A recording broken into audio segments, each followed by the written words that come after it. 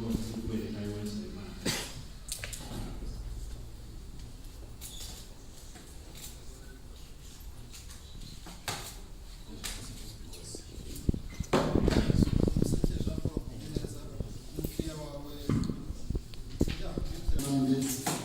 abantu yingambye ko yagize uruhare mu rupfu rwabo biteguye gutyo kesi umunsi yafashwe na rimwe ariko n'abaturage bashobora kuzatsinda ikirego cyabo ku giti cyabo muzabafasha gutekereza ko hari abavuye kubera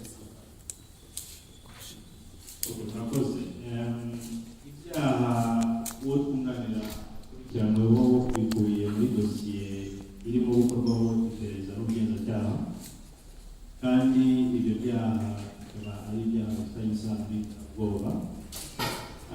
Ibyo rero ni kugeza ubu dosiye kubera ko ikiri ku rwego rw'ubugenzacyaha ariko bigomba gushyikirizwa ubushinjacyaha iracyari mu ibanga.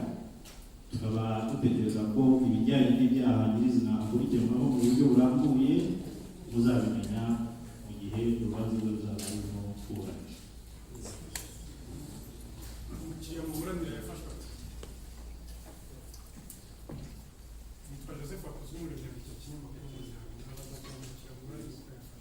Yagusobanuriye ko nawe yafatiwe Ntabwo ushobora gusubiza ibibazo byose byakabaye ariko ni ikibazo cya Joseph. Umukiriya twunganira yafashwe nk'uko abandi bakurikirana muri ibyaha bose bafatwa. Uno munsi ari mu maboko y'ubugenzacyaha arimo gukurikiranwa kandi ibyagomba gukorwa byose kugeza uno munsi yarumijwe. nabazaga nawe yafatiwe. Nahise nkoresha ikinyamakuru Murabyo. Ndashaka kubabaza uyu mukiriya wanyu umwunganira niba bahisemo ngo umwunganire cyangwa batanzwe n'urugaga. Icyo ni kimwe. Icya kabiri ko ari amakuru twabonye acaca ku mbuga nkoranyambaga avuga ko abavoka bo mu Rwanda bose babakozeho bagatinya rura rubanza. Mwebwe mwizeye iyi kuvertire kuba mwishoye muri uru rubanza. Murakoze. Murakoze. Icyo nababwira mwese ko muri hano kuko uwo n'umwana ari we wanditsemo kandi icyo nashaka kukubwira ni uko abavuga bo mu Rwanda bafite amategeko abarengera umwuga wabo ku buryo nta yindi kuverture ikeneye iyo ari yo yose usibye amategeko agenga umwuga w'abavoka mu Rwanda ama uburenganzira bwo kunganira umuntu ukurikirana icyaha. Ibyo rero ntekereza ko ni ihame mu itegeko nshinga urebye ingingo 29 yaryo iteganya ko umuntu wese wafashwe n'ubugenzacyaha afite icyaha akurikiranwaho afite uburenganzira bwo kunganirwa n'umwavoka yigenga. Rero nta yindi kuverture ikeneye. Mfite amategeko arengera umwuga nkora kandi yatangajwe mu igazeti ya leta ku buryo ntekereza ko nta bundi buryo ubwo ari bwo bwose cyangwa se kuverture yawe kuvuga ko hari abandi bavoka baba barasabwe kumwunganira ntibabikore. Abavoka barigenga mu kazi kabo bafite uburenganzira bwo guhita bakunganira cyangwa se niba bamwunganira bitewe n'uko bo babyumva ariko uno munsi igihe burimo kumwunganira mu mabazwa yose yabaye hano mu gihugu cyacu. Murakoze. Byose yifashe umukiriya wawe ntabwo arimo atangira kuganiriza. Uno munsi nk'uko nari maze kubabwira amabazwa yakozwe ku rwego rw'ubugenzacyaha yararangiye. Twaraganiriye mbere y'uko habaho ibazwa nabonye umwanya uhagije twamanye nk'amasaha ari tuganira.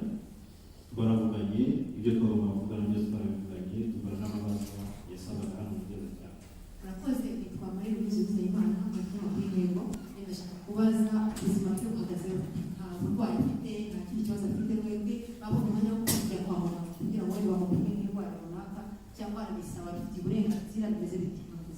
Uburenganzira bwo kubonana na muganga ni uburenganzira umuntu wese ukurikiranwa n'ubugenzacyaha yemererwa n'amategeko ariko nibaza ko impamvu nyirizina y'iki gikorwa ubugenzacyaha bwakoze ni uko mumaze kumubona afite ubuzima bwiza, ibyo agomba kubona byose arabibona ku buryo ntekereza yuko kugeza ubu icyo kibazo kijyanye no kuba haba hari uburwayi afite ntacyo bufite mu mikurikiranire y'iyose. Murakoze. Nitwa Michael Uzeyimana muri Express News.